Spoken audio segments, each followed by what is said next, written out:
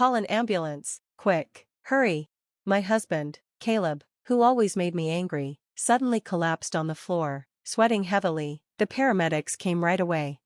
They checked Caleb quickly and put him on a stretcher. Then they turned to me and asked, "You're his wife, right? Can you come with us to the hospital?" Caleb looked at me with desperate eyes as they carried him away. I stared back at him.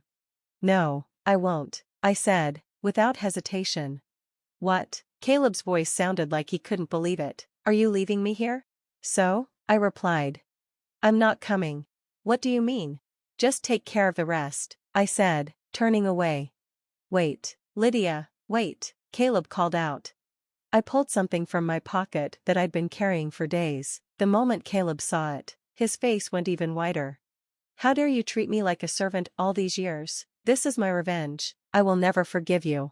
Let me explain a bit about myself. My name is Lydia. I'm 36 years old and a housewife. I live in a rented apartment with my husband, Caleb. I met Caleb through a coworker when I used to work full-time. My coworker liked to invite me to parties, but I'm more of an introvert who prefers watching movies or cooking alone. I didn't like big groups and often turned down the invites. One time, my coworker invited me to a barbecue. I said no at first, but he insisted, so I went. The party had a lot of people, and one of them was Caleb, who later became my husband. I was sitting by myself, having a drink, when my coworker brought Caleb over. He thought Caleb and I might get along because we had similar interests. At first, I was surprised, but Caleb was friendly and funny. He was tan and seemed like the outdoorsy type. As we talked, I found we had more in common than I thought. We started talking more, and it clicked right away. We exchanged phone numbers and made plans to meet again. We went on dates and hung out a lot. Eventually, Caleb proposed, and we got married. Before we got married, Caleb was always kind to me, even though he was more outgoing and liked to be outside. After marriage, things didn't change much at first, but over the years, some things started to bother me. I quit my job to become a housewife because Caleb wanted me to, but he often made sarcastic comments about it. For example, one time when I wasn't feeling well and dinner was late. "I'm home, Lydia, why isn't dinner ready?" "Sorry, I was sick and had to rest. Can you take a bath first? You're a housewife. You should at least have dinner ready," Caleb said, never showing any concern for my health. It made me feel really sad. Another time, I mentioned a reunion in my hometown. "Caleb, there's a reunion coming up. Can I go once I finish my chores?" "Do whatever you want. Being a stay-at-home wife is great. You know, I envy you, Lydia. You get to spend your husband's money. He's usually nice, carrying my purse and bringing me flowers after work, but sometimes, he's rude." I even suggested getting a part-time job, thinking maybe Caleb wanted me to work, but he insisted I stay at home, so I remained a full-time housewife. One day, I got an unexpected call from one of Caleb's relatives. I picked up the phone, feeling uneasy. The relative was panicking on the other end of the line. "Caleb's mother has collapsed." I froze, shocked by the news. The relative explained that she had gone to visit my mother-in-law earlier and found her lying in the yard. She called an ambulance, which took my mother-in-law to the hospital. I quickly rushed to get ready and ran out of the house. When I arrived at the hospital, they told me that my mother-in-law's condition was still unstable. As we were talking, Caleb arrived, out of breath. We went to the hospital room to see my mother-in-law, who was lying in bed, hooked up to various tubes. It was hard to watch. "Mom," Caleb called, but she didn't respond. Caleb stayed at the hospital all day, and I went home to get some things for our stay. Over time, my mother-in-law started recovering and was able to sit up on her own, but she still needed help with most things. "I'm glad she can sit up now. I hope she'll be able to walk again with physical therapy," I said to Caleb. When my mother-in-law's discharge date was approaching, I told Caleb, we should start preparing for her to come home. Then, Caleb said something that confused me. "Oh, by the way, we're leaving this house next week. You better start packing." I was confused. Caleb seemed frustrated with me, like he didn't like my reaction. "We don't need this house. We're moving in with my mom." "Wait, does that mean we're going to live with my mother-in-law after she leaves the hospital?" I never heard anything about that. "What? Did you decide to move in without talking to me? Have you already canceled the lease for this place?" When I said that, Caleb got even more irritated.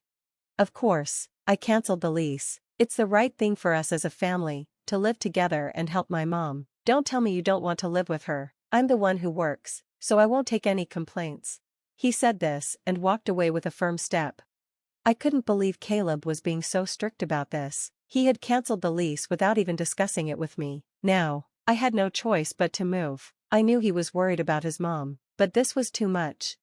I sighed deeply. A few days later, I found myself living with my mother-in-law. I had never cared for anyone before, so everything was new to me. I spent most of my days feeding, bathing, and helping her use the bathroom. She didn't want my help and hardly spoke to me. When I tried to talk to her, she would hide in bed and say she was in pain.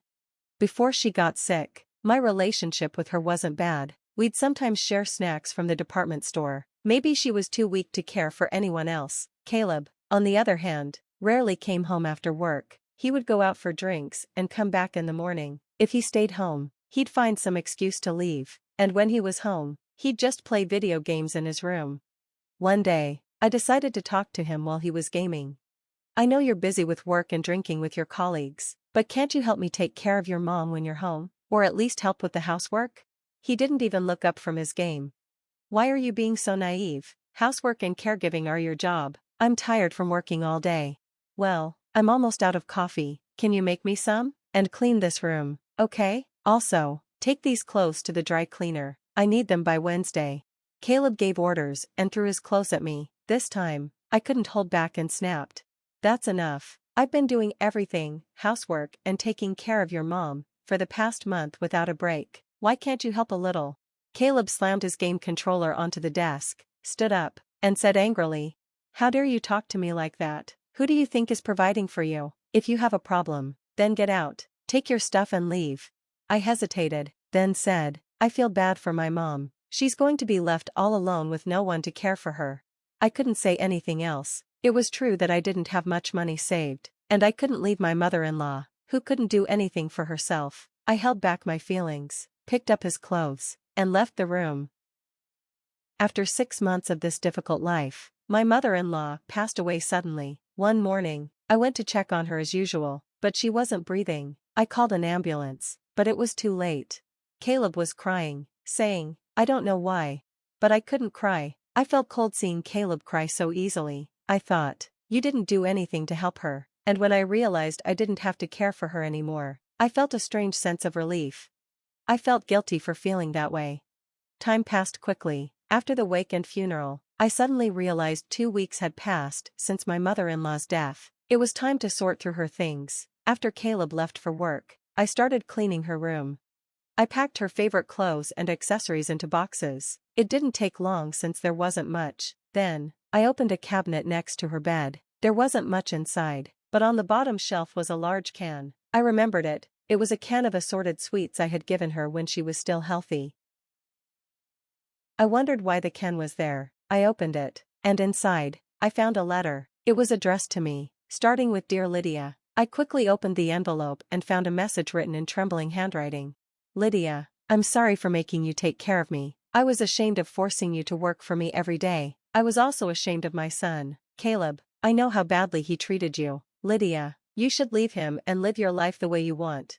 My mother-in-law knew everything. She knew how selfish her son was and how it was hurting me. At the end of the letter, she wrote, "I'm glad I could spend the last days of my life with you, Lydia. Thank you."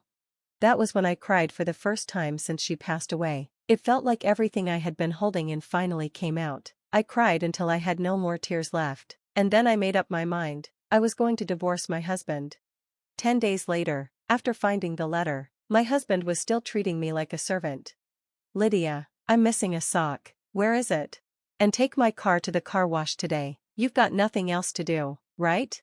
He was going golfing with his colleagues today. I couldn't believe it. Today was our wedding anniversary, and he had completely forgotten. "I don't even care about it anymore. What will you do while I'm golfing? You can't just sit around. You have to make dinner, clean my room, and clean the bathroom. You have a lot to do." His arrogance left me speechless. "Hey, you hear me? Bring me my sock and a jacket. Hurry up or I'll be late." At that moment, Caleb suddenly collapsed on the floor, clutching his stomach. He was sweating in pain. He told me to call an ambulance, sounding like he was trying to make it as dramatic as possible. I froze. shocked by what was happening, and he yelled, "Hurry up, you're useless, call an ambulance." When Caleb yelled at me, I felt strangely calm. I called 911, and within minutes, an ambulance arrived with paramedics. The paramedics quickly checked Caleb's condition and placed him on a stretcher. As they moved him, one of them asked, "You're his wife, right? Will you come with us to the hospital?" Caleb looked at me with pleading eyes, but I looked right back at him and said firmly, "No, I will not." "What?" Caleb sounded shocked, as if he couldn't believe what I was saying. "This man is a stranger. I'm not coming, please take care of the rest." Then, I pulled out something from my pocket, the divorce papers I had been carrying for days. They were the ones I had been forced to sign after a fight with Caleb. He had always threatened me with them if I didn't obey him. Caleb tried to grab the papers, but the pain was too much for him to move. He just had to lie back on the stretcher. "Excuse me, but please leave now." I said this, and the paramedics finally took Caleb away in the ambulance. He must have looked like the pitiful husband whose wife had divorced him. He deserved to feel embarrassed. I watched the ambulance drive off and then left the house. It took some time, but the divorce papers were accepted, and everything was finalized. While Caleb was in the hospital for a week, I packed up my things and sent them to my parents' house. Then one day, I ran into Caleb at the grocery store. "Lydia, please don't do this. You love me, don't you? Please don't leave me. I know I've made mistakes. I got carried away because you always listened to me." The arrogance he used to have was gone, and he looked completely pathetic. "What are you talking about? The divorce is already final. It's too late for you to act like this. Live your life however you want." He couldn't believe that I was actually going through with the divorce. He looked shocked, his hands shaking, and his face turning pale. Well, that's that then, bye. It had been 6 months since Caleb and I got divorced. One day, he showed up at my parents' house. He kept ringing the intercom and calling my name so loudly that I had no choice but to answer. He still wanted me to get back together with him. When I didn't respond, he started telling me about his life now. He couldn't cook because he had always made me do all the housework. Now, he only eats TV dinners or eats out. He had gained 10 pounds since the divorce, with extra fat around his face and stomach. He also didn't know how to do laundry. His shirts were always wrinkled and smelled bad, making him look dirty. "I finally realize how great you were, Lydia. If I don't do something, people at work won't like me," Caleb said, starting to cry with fake tears. Basically, he wanted me to go back to being his servant. "I will never go back to that. Never. If you keep making noise, I'll call the police," I told him coldly. When he realized I meant it, he got scared and left, crying. I was sure he wouldn't bother me again. I hoped so. Caleb seemed to be living a very inconvenient life. Meanwhile, I was living comfortably. I had stayed at my parents' house for a while, but now I had my own small apartment and lived alone. My living standards were lower than when I lived with Caleb, but I liked my life this way. I had time for myself.